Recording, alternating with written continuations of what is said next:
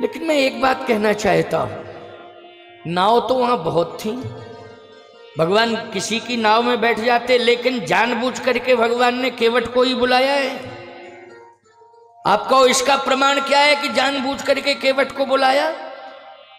तो गीतावली में कवितावली में गोस्वामी जी ने लिखा है, तुलसी जिनके पद पंकज ते, प्रगटी तटनी जो हरे अघगाढ़े, ते प्रभु या सरिता तरवे को, मांगत नाव करारे हुए ठाड़े।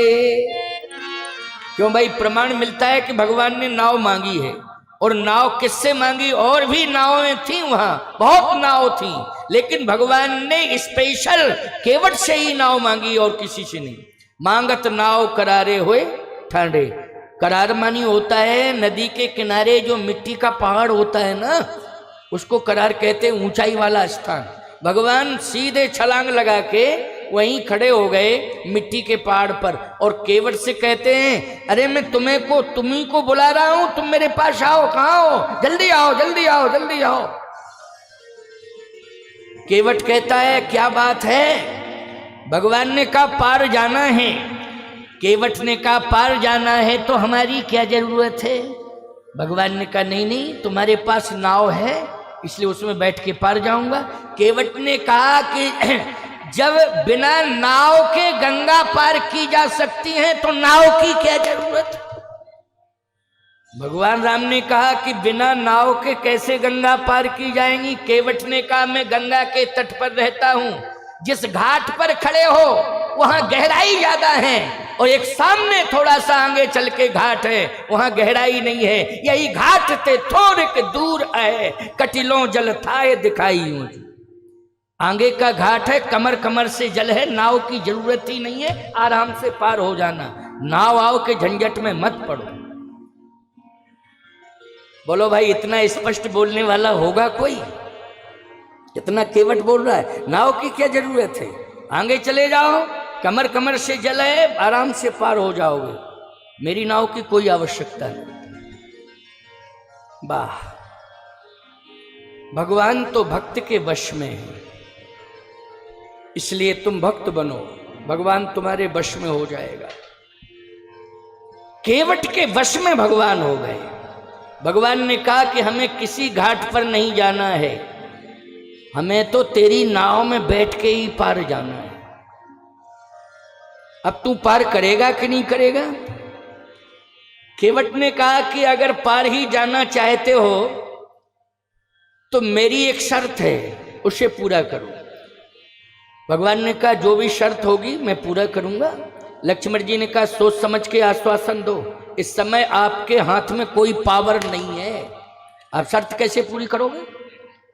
जब पावर ही नहीं है आपके हाथ में कोई, आप तो अयोध्या छोड़ के चले आए और कुछ लेके भी नहीं आए साथ में, वो भी महात्माओं का वेश धारण करके आए, तो आप सोच समझ के बात करना, क्योंकि इसके मन में ये भ्रम है कि ये अयोध्या के राजकुमार हैं और चक्रवर्ती सम्राट के बेटे हैं।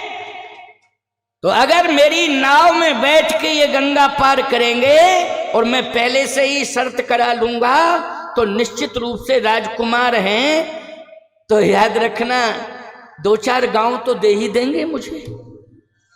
क्यों भाई? बस पर्याप्त है, हमारी जमींदारी हो जाएगी। अभी तो मजदूरी करता हूं ना, जमींदारी हो जाएगी, 2-4 गांव दे ही देंगे। लक्ष्मण जी ने कहा इसके भ्रम को दूर करो, पहले से कह दो कि मेरे पास लेने देने के लिए कुछ नहीं है। कह दीजिए आप। भगवान ने कहा भैया तेरे मन में अगर कोई लेने देने वाली बात आ रही है तो स्पष्टीकरण दे दे, अगर मैं देने के लायक हूं तो दे दूंगा, वरना मना कर दूंगा। लेकिन तेरी शर्त क्या है, मैं शर्त पूरी कर सकता हूं या नहीं? केवट ने कहा कि शर्त मेरी पूरी कर देना, कोई दिक्कत की बात नहीं है, थोड़ी सी बात है, बस बड़ी बात कुछ नहीं, छोटी सी बात है, छोटी सी। अच्छा छोटी बात हो चाहे बड़ी, बताओ जल्दी। केवट ने कहा कि चरण का चरणोदक चाहिए। लक्ष्मण जी बोले ये तो बहुत ही छोटी बात है, दुनिया की बातें कर रहा था, पता नहीं भूमिका लंबी चौड़ी बना रहा था। ये तो बहुत छोटी बात है, चरणों तक चाहिए। भगवान ने कहा कि चरणों तक चाहिए। केवट बोला हाँ चरणों तक चाहिए, और कुछ नहीं चाहिए। भगवान ने कहा तो ले लो चरणों तक, क्या दिक्कत की बात है। केवट ने कहा आपने कह दिया ना, जब तक मैं चरणों तक नहीं ले लूंगा आप इधर उधर मत होना। भगवान ने कहा नहीं नहीं, मुझे तो पार जाना है, जब तक तू चरणों तक नहीं लेगा तू पार ही नहीं करेगा, शर्त है तेरी। केवट दौड़ा गांव की ओर, देखिए आप। जबकि भगवान ने कहा था कि वेग आन जल पाए पखारू, होत विलंब उतारो पारू। तो वेग का मतलब जल्दी होता है, और वेग आन जल का मतलब गंगा जल होता है। तो गंगा जल गंगई के तट पर है, केवट भी प्रभु राम भी, तो गंगा जल तो पास में ही ना है। लेकिन इसने दौड़ लगाई और श्रृंगवेरपुर की ओर दौड़ाई। लक्ष्मण जी ने कहा कि चरण पखारना है इसको, तो जल तो यही है, लेकिन ये जा कहां रहा है, और जा रहा है तो ये लौट के कब आता है ये भी कंफर्म नहीं है। और आपने वचन दे दिया है कि हाँ मैं चरणों तक देने के लिए तैयार हूं, तो जब तक वचन पूरा नहीं हो जाएगा ना आप जाएंगे ना हम जाएंगे। और मुझे ऐसा लगता है अगर ये लौट के नहीं आया तो 14 साल यहीं बिताने पड़ेंगे, क्योंकि आप जो कह देते हो वो करते हो। आपने कह दिया मैं चरणों तक दूंगा, ले ले, तो जब तक ये ले नहीं लेगा चरणों तक तब तक आप जाएंगे ही। भगवान ने कहा हाँ सोच तो रहा हूं, कह तो दिया है, लेकिन गया है, अब देखता हूं क्या डिसीजन लेता है, कहाँ गया, क्या करेगा, देखता हूं। जैसे गया गांव में श्रृंगवेरपुर में, उसने कठौता लिया और कठौते में गांव के कुएं का पानी भरा। गांव के कुएं का पानी। आप कहोगे ये आपकी शब्दावली है, ये आपका बनाया हुआ भाव है। नहीं नहीं नहीं, रामचरितमानस का प्रमाणित भाव कह रहा हूं मैं। कभी अपनी तरफ से कोई बना हुआ भाव नहीं कहता हूं, प्रमाणित भाव कह रहा हूं। सुनते बात समझ में आ रही है कि नहीं आ रही है। कठौता लिया, उसमें कुएं का पानी भरा। कुएं का पानी का प्रमाण यह है कि कुएं से पानी ही निकलता है, और गंगा में पानी निकलता नहीं है, जल निकलता है। गंगा में क्या निकलता है बोलो?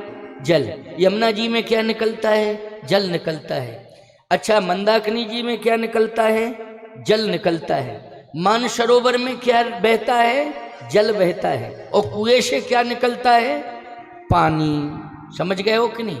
इसलिए कुएं से जब पानी निकलता है और वह पानी का घड़ा जहां रख दिया जाता है तो वहां एक संकेत दे दिया जाता, पीने का पानी। क्यों भाई? मतलब इसमें शुद्धता का प्रमाण है कि ये कुएं का या साफ सुथरा पानी है। क्यों भाई? पीने का पानी।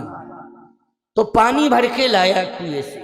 रामचरितमानस की चौपाई में पानी का ही संकेत है। केवट राम रजाय सुपावा, ओ पानी कठौता भर ले आवा। पानी कठौता, पानी भर के लाया है। कठौते में क्या भर के लाया बोलो? पानी।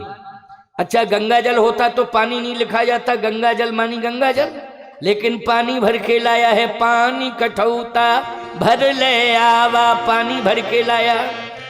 आप कहो महाराज गांव में जाने की क्या जरूरत थी? अच्छा, गंगा के किनारे कुआं खोदा जाता है क्या? गंगा जी में कोई कुआं खोदेगा?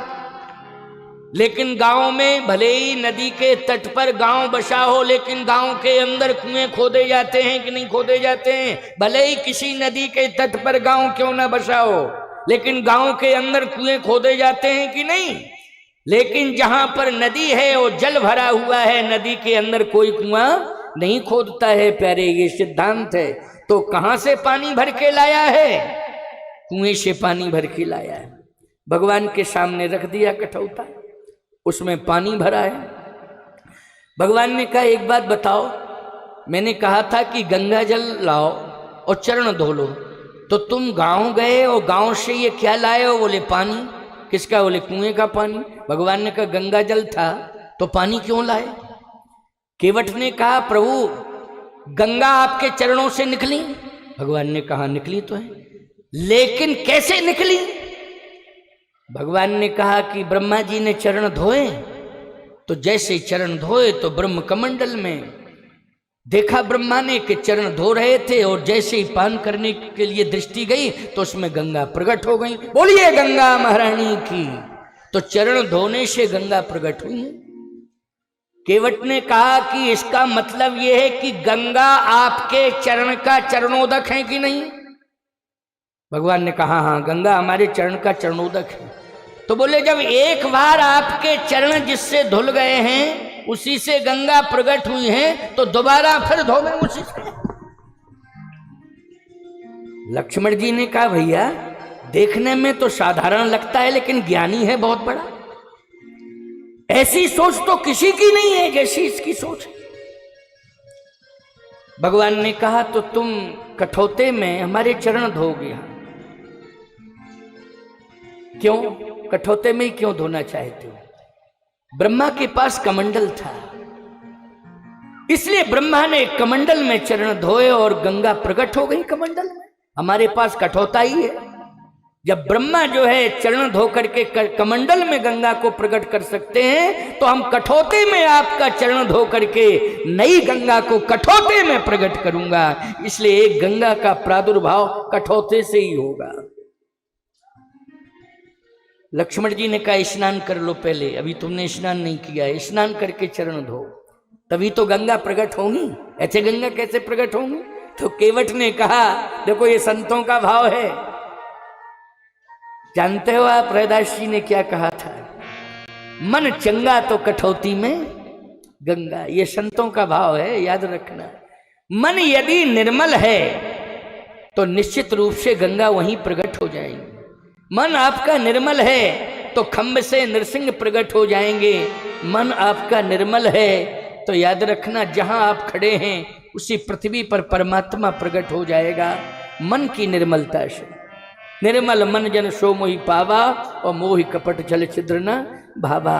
भगवान ने कहा केवट तुम कठौते में गंगा प्रकट करना चाहते हो, हाँ आपके चरण धोऊंगा और कठौते में गंगा प्रकट करूंगा। केवट ने भगवान के चरण कठौते में धोए और कठौते में ही एक नई गंगा का प्रादुर्भाव हो गया।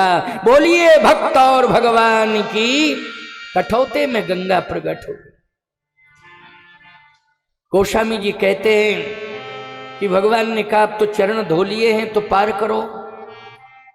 केवट ने कहा प्रभु देखो दृष्टिकोण, इसलिए मैं कहना चाहता हूं कि कौशल्या जी की सोच ने अयोध्या के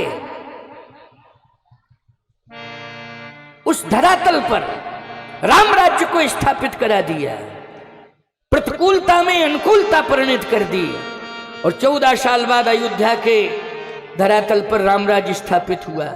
लेकिन मैं एक बात कहना चाहता हूं, केवट ने तो 14 साल ही नहीं हो पाए, कुछ ही समय व्यतीत हुआ, लेकिन केवट ने तो गंगा के तट पर भगवान राम के चरण धोकर गंगा के तट पर राम राज्य स्थापित कर दिया है। इसलिए राम राज्य का पहला नागरिक केवट घोषित हुआ है। राम राज्य का पहला नागरिक कौन घोषित हुआ है? केवट घोषित हुआ है। याद रखना, अध्यात्मवाद में राम राज्य का पहला नागरिक केवट है। आप कहो महाराज विचारों से राम राज्य जाता है, केवट की कोई ऐसी विचारधारा बताओ आप जिससे राम राज्य का दिग्दर्शन होता हो। तो मेरी बात को सुन लीजिए, आप सुनिए। भगवान के चरण धोए, भगवान को पार किया,